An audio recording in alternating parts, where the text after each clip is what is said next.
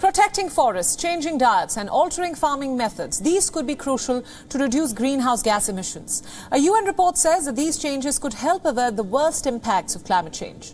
But the changes are unlikely to happen unless governments act on them. The world is currently in the early stages of climate policy development, but governments need to start acknowledging the urgency of the challenge. 22% of global greenhouse gas emissions come from agriculture, forestry and other sectors.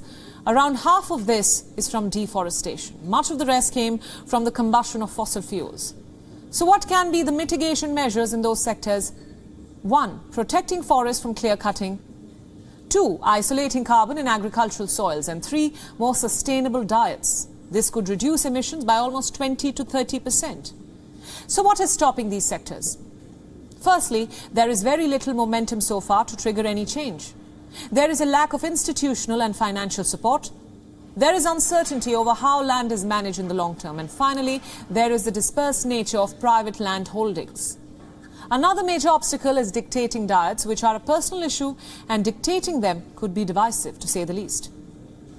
The panel's initial report asked consumers to shift to plant-based diets. They wanted them to reduce their intake of meat, but the final version calls for sustainably produced animal products instead.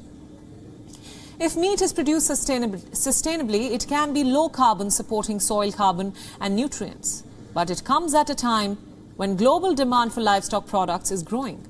This could be a major problem to cutting agricultural emissions.